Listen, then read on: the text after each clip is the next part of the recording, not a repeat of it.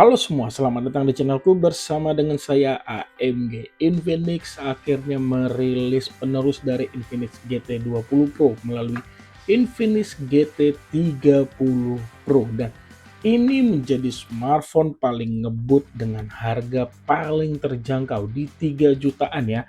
Dimana Infinix itu membandrol harganya, dia ada dua varian ya. Kalau yang paling rendah itu RAM 8, storage-nya itu 256 GB di 3799. Terus di RAM 12, storage 512 di 4.449.000 ya. Kalau normalnya ini di 4,699, dan ada juga bagian apa ya? Dijual gift box edition yang dimana harga jualnya lebih mahal 300.000 daripada edisi biasa, dan ini hanya tersedia untuk varian RAM 12 GB saja ya. Dan kemarin di masa promo itu harganya lebih murah lagi. Seingat saya di TikTok itu untuk varian RAM 8 ini dijual di harga 3,5 juta, dan itu sih wah banget kalau buat saya. Dengan harga segitu seperti saya bilang tadi ya, ini menjadi smartphone paling ngebut saat ini ya. Kenapa ya? Nanti saya berikan alasannya. Ini smartphone sudah saya buka ya, untuk saya install beberapa game, dan nanti akan saya coba juga bermain game di smartphone ini. Tampilan depannya tuh seperti ini ya.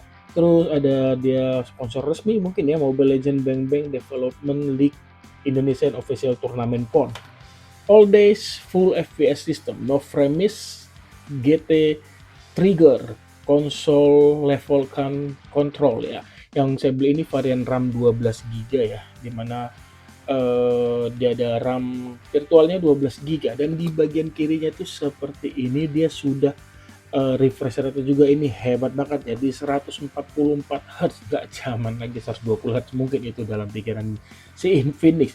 Dia ada IP54, jadi ini tahan akan cipratan air, terus sudah menggunakan Corning Gorilla Glass. Di sini saya belum tahu infonya Corning Gorilla Glass berapa, dan ini dia untuk garansinya 12 bulan 1 tahun. Di bagian sini yaitu diberikan gratis ada perdana smartphone ya, dan biasa itu nggak pernah saya gunakan. Di bagian atas ini dia sudah ada sertifikasi dari TUV Renlen untuk layarnya good, dan di bagian bawah itu seperti ini. Yang saya beli ini warna Blaze White. Ada 3 warna ya, dan ini juga saya untung dapatnya karena saya baru pesan itu jam 1 subuh itu habis, jadi kayak saya tungguin, saya keluar masuk, itu pun udah check out masih lagi ketika barangnya habis. Wah, saya tungguin akhirnya dapat hampir apa ya, 30 menit akhirnya saya dapat barang ini. Dan di bagian belakang ini spesifikasi ya, seperti ciri khas HP Infinix, dia terus layarnya sudah resolusi 1,5K. Ini benar-benar sudah benar-benar ingin menyaingi brand dari Poco. Ada Infinix AI, terus MediaTek Dimensity 8350 Ultimate 5,5 GB. Ini dia yang menjadi smartphone yang paling ngebut dan paling murah saat ini. Mechanical Light Wave. Jadi nanti itu di back cover itu akan muncul cahaya-cahaya. Saya nggak tahu apakah semua warna atau enggak. Terus di sini dia sudah baterainya ini 5500 kategori besar, didukung 45 watt fast charging dan 30 watt wireless charging. Gokil sih. Terus OS-nya dia sudah menggunakan Android 15 dengan tampilan terbuka XOS 15. Ada NFC pastinya, terus ini tadi 512, kamera depannya 13 megapiksel, kamera utama 108 megapiksel ditemani lensa ultrawide 8 megapiksel. Oke, dan langsung aja ini saya buka dusnya ya. Seperti saya bilang, ini sudah saya unbox ya tadi siang. Cuk, sini aja. Dan ini juga bentuk boxnya juga ada motif-motifnya ya, berarti nggak hitam polos. Good, ini niat banget. Ini smartphone-nya saya singkirkan. Ya, saya singkirkan. Waduh, semuanya ngikut. Saya singkirkan di sini, dan di dalam sini itu kalian akan mendapatkan yang namanya kartu perdana dari smartphone, terus petunjuk pengguna, sekaligus ini garansi ya. Ya, benar, sekaligus garansi. Kita diberikan soft case, dan ini saya suka soft case-nya kayak abu-abu transparan ya, abu-abu muda transparan. Good, terus kalian akan mendapatkan yang namanya kabel charger dan chargeran ya, kepala charger, dan ada ini SIM tray-nya. Oke, itu yang kalian dapatkan dalam paket penjualan. Ini saya susun terlebih dahulu, nanti saya kembali lagi. Ini dia untuk smartphone-nya, masih dibungkus plastik ya. Langsung saya buka, saya singkirkan, dan ini masih ada stiker. Saya buka dulu. Ya, ini dia untuk warna. Ini kalau warna ini ada lampunya nggak ya? Saya semua nggak tahu ya. Harus ada yang warna hitam, kayaknya beda sendiri desainnya. Ini untuk warna putihnya seperti ini ya. Masih kategori cakep. Kalau dipasangkan yang namanya soft case-nya itu ya kurang lebih seperti ini, dan soft case-nya benar-benar bagus ya. Mengerat. Ya. Oke, terus dan di bagian atas ini ada speaker, terus ear blaster ini ya, ada ear blaster dan mikrofon. Di bagian kanan ini ada volume dan power, tombol volume dan power, dan ini dia untuk triggernya ya. Tambahannya di sini ada kiri dan kanan ya. Terus di bagian bawah ini ada speaker lagi, terus ada USB Type C yang bisa juga USB OTG untuk transfer data melalui flash disk OTG, dan ini ada SIM tray yang dimana SIM tray-nya ini oke. Ini dia untuk SIM tray-nya ya. Dia hanya 2 nano SIM card ya, tanpa ada slot untuk micro SD. Jadi kalian harus benar-benar pilih beli yang mana, sesuaikan aja dengan kebutuhan kalian ya. Kalau ingin penggunaan jangka panjang banget, buat kalian yang dalam arti membeli smartphone untuk penggunaan jangka panjang 3 hingga 4 tahun ya, langsung aja ambil yang varian tertingginya kok. Beda 600.000 buat saya sih apa ya, layak dibeli kok ya. RAM-nya nambah 4 GB dan storage-nya nambah 2 kali lipat, itu sih masih oke. Terus ini apa ini, bekas lem, tidak ada apa-apa. Di sebelah kiri polos, dan untuk kecepatan sensor sidik jarinya di layar oke, kategori bagus ya. Sekali lagi ya, dan untuk face unlock-nya oke, terbuka ya. Kalau kalian lihat di sini ada tanda gemboknya itu bergerak ya, terbuka. Dan tadi sebelum saya install semuanya, saya sudah install apa ya, screenshot untuk info-info awalnya. Seperti storage yang tergunakan itu hanya 4 GB saja. Wow. Terus dia apa ya, kalau saya lihat kayak minim bloatware, kayak nggak ada bloatware sama sekali, aplikasi-aplikasi yang nggak penting ya. Bisa kalian lihat ini benar-benar bersih banget. Tumben-tumbenan XOS, sorry, saya ulang ya, ini tadi untuk tampilan awalnya ketika kalian beli smartphone ini ya, tidak ada bloatware sama sekali, good. Dan untuk RAM-nya yang tersisa itu, ini dia agak disayangkan, 4,9 GB, 50% lebih termakan. Dan lebih lengkapnya saya buka lagi di Aidana 4 ya. Dan di Aidana 4 ini dicoba berubah nggak di sistemnya ini. Oh, 5 GB. Padahal udah saya install banyak aplikasi. Berarti ini kayak apa ya, manajemen RAM dari OS-nya ini kayaknya belum terlalu stabil ataupun belum terlalu kategori bagus ya untuk Infinix. Storage Bluetooth-nya 5.4. Ini dia MediaTek Dimensity sudah, fabrikasinya 4 nanometer. Layarnya 1,5K resolusinya, terus refresh rate-nya ini 144 Hz. Terus saya ini baterainya 5500, sudah Android 15, dan ini akan dijanjikan error. Akan dijanjikan 2 kali pembaruan Android, berarti ini akan mentok ke Android 17 ya. Dan ini kameranya secara default 12 megapiksel, berkat proses pixel binding bisa menghasilkan kualitas foto 108 megapiksel. Oke, saya swipe lagi, oke, tidak ada apa-apa. Dan device info,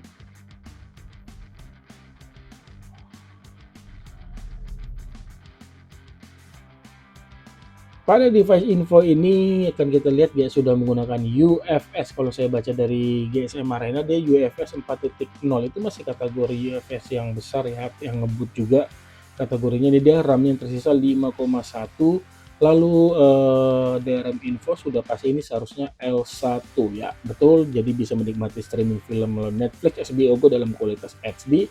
Dan untuk multitouch-nya itu sendiri seharusnya ini juga sih 1, 2, 3, 4, 5,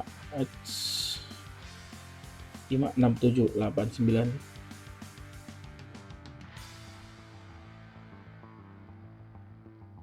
Oke, 10 jari multitouch ya. Terus untuk di kameranya itu sendiri, sebelumnya kita lihat dulu ya. Display terus refresh rate-nya jangan di auto switch, langsung aja saya buat di high ya, 144 Hz ya. Terus apalagi bisa saya bagikan dari sini ya. Wallpaper personalization. Dia ada always on display, dan always on display-nya itu apa? Schedule reminder apa ini? Oh, ada kayak ininya ya. Saya aktifkan dulu landscape on ya, kurang lebih seperti ini. Always on display-nya, langsung saya ke kamera. Untuk fiturnya ada vlog, terus video di mana dia bisa 4K.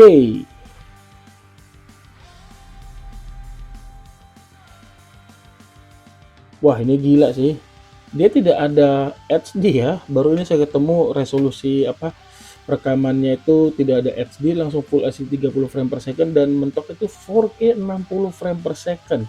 Ketika ini diaktifkan, apakah bisa bisa di 60 fps ketika ultra steady-nya ini kalian aktifkan ya. Tapi kalau di 4K tidak, bisa juga, masih aktif loh. Ultra steady bisa kalian gunakan ya tanpa mengurangi kualitas videonya. Good banget sih ini kalau buat saya ya. Terus untuk di kamera depannya, oke, sama juga loh. Dia hanya Full HD dan 4K-nya itu 30 frame per second saja, tidak ada 60 frame per second. Oke, ini masih kategori bagus. Saya balik lagi, dan di sini ada AI cam, lalu portrait, super naik bisa digunakan pada kamera depan, dan more. Ada slow motion di mana dia mentoknya itu di 240 fps. Kalau 240 fps dia resolusinya apa ya? Sebentar ya, saya tes dulu. Resolusinya di ya, detail. Tetap bisa di Full HD ya, tidak turun ke HD. Oke, hal yang bagus, ini keren fiturnya ya. Terus saya lagi di more ada time lapse, bisa mengatur ini apa ya, interval rekaman videonya. Terus apalagi saya bisa tunjukkan ada panorama, dual video, super makro, pro, skyshot dokumen. Oke. Untuk mode pro-nya sayangnya tidak bisa digunakan untuk merekam video ya. ISO-nya itu dari 100 hingga 6400, shutter speed-nya dari 1/1500 hingga 30 second. Oke. Ini fitur kameranya kategori lengkap banget, cocok buat kalian yang senang otak-atik ataupun senang menggunakan fitur-fitur kamera dari sebuah smartphone. Dan untuk hasil fotonya seperti ini.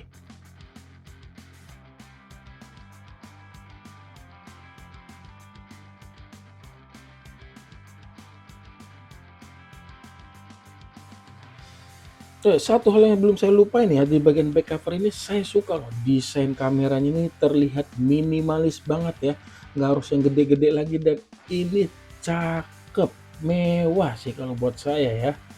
Keren, ini keren. Dan ini benar-benar lebih berguna lagi ya. Hanya dua lingkaran berisikan dua buah kamera ya. Sebelum saya tutup, yang bisa saya bagikan ataupun kesimpulan awal saya mengenai Infinix GT30 Pro, udah nggak usah mikir lagi. Kalau kalian punya budget 4 juta dan ingin membeli smartphone mementingkan performa khususnya ya, ini aja beli, udah Infinix GT30 Pro. Terus kameranya juga ini kategori bagus, kualitas layar juga oke, baterainya seharusnya sih bisa diandalkan, pengisian baterainya juga cepat, dan yang sudah pasti ini ada NFC. Mungkin yang menjadi pertimbangan buat kalian itu yang pertama ya, kalau beli yang 256, perhatikan ini tidak ada slot untuk micro SD, lalu tidak adanya port jack audio ya. Itu harus menjadi pertimbangan kalian ketika kalian membeli smartphone ini. Oke, itu aja. Kalian punya pertanyaan, tulis saja pada kolom komentar. Selama smartphone ini saya pasti akan saya jawab. Jangan lupa like jika kamu suka video ini. Sampai ketemu di video saya selanjutnya. Akhir kata saya pamit. Bye. Di 3 jutaan tadi ya, seperti saya bilang, kalian akan mendapatkan smartphone yang benar-benar paling ngebut untuk saat ini, karena dengan Dimensity 8350 kalian akan mendapatkan skor Antutu kategori besar, paling besar untuk saat ini di 1 jutaan poin, tembus 1 juta ya. Ini saya tes tadi itu di kondisi apa ya, ruang dengan suhu ruangan, dan ini deh hasilnya kategori besar untuk smartphone di harga 3 jutaan. Oke, saya akan mulai langsung untuk main game yang pertama ya. Untuk game pertama ini saya mainkan sudah pasti ini di Mobile Legend, di mana dia itu high frame rate-nya bisa di ultra dan grafiknya ultra juga ya. Oke, langsung aja saya mainkan gamenya. Sebagai info ya, untuk ketika kalian membuka game, di sini ada fitur untuk membuat kalian lebih nyaman saat ngegame ya. dari yang namanya notifikasi dan sebagainya. Di sini saya buat di performs, terus ada yang lainnya, ada screen recorder, select search, terus kenapa jadi ini saya image stabilisasi, terus ada touch optimization, ini fitur yang baru ya, ada mode e-sport lagi ya. Oke, try it now, coba saya coba aja ya. Tidak bisa. Sebentar, takut nanti di ban.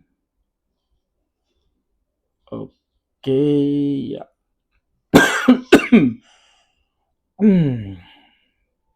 Mana sih monyet? Itu monyet, aku monyet. Ya, saya tunjukkan dulu. Ya.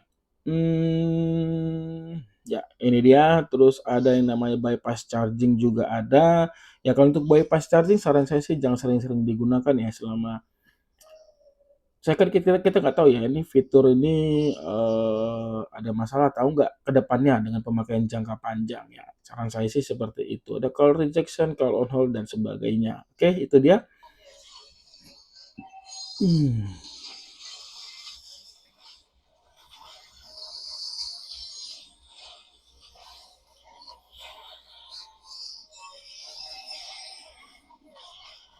Oke, aduh, hampir mati gua akhirnya.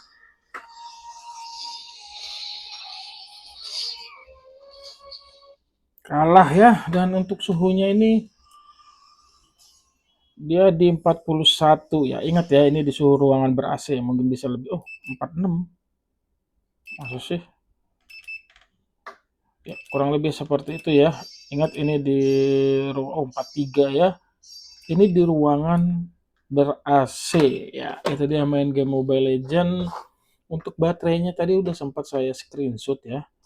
Sebentar, ini saya matikan dulu. Mana sih ini? Battlefield, sorry, history. Ini dia 22 menit ya.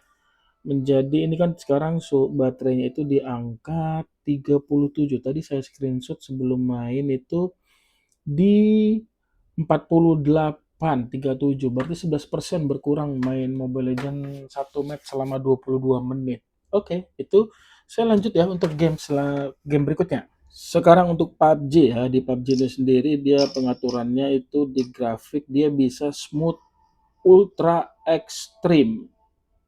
Wow. Tapi dia tidak bisa di ultra HDR ya. Kalau udah HDR-nya ini dia bisa di ultra saja ya. Oke, HD-nya ya. Dia tidak bisa di ekstrim. Ini bisa ultra ekstrim. Keren sih ya. Oke, saya lanjut langsung main gamenya.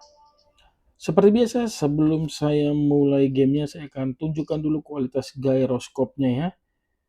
Ya, oke. Ini smooth banget. Benar-benar mengikuti pergerakan tangan saya ya. Cocok banget ya buat kalian yang main PUBG itu menggunakan gyroscope. Kalau saya sih nggak bisa ya.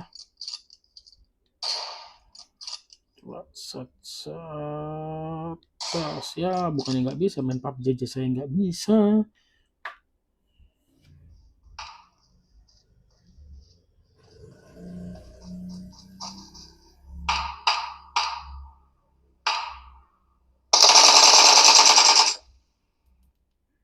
Oh kenceng banget, terlalu kenceng suaranya.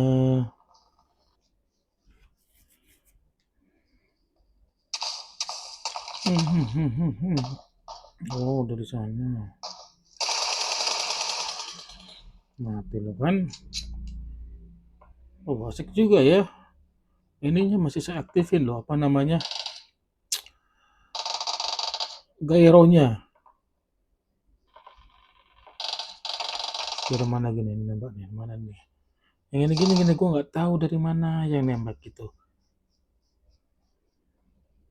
Makanya orang yang main-main begini tuh bisa, itu hebat sih menurut gue. Mana sih yang nembak tuh?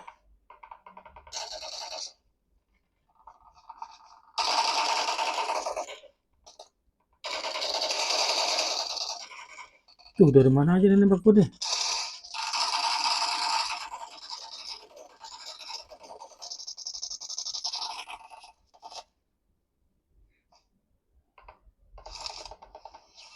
Oke, selesai. Nggak tahu dari mana jadi nembakin gua, intinya ini keren banget, bisa di 120 Hz. Ini suhunya lebih adem ya, 42. Oh sama aja ternyata 43. Oke, itu dia untuk main PUBG. Intinya ini HP yang smartphone yang benar-benar mantap banget buat kalian yang benar-benar mementingkan di sisi performa. Oke, saya pamit. Bye.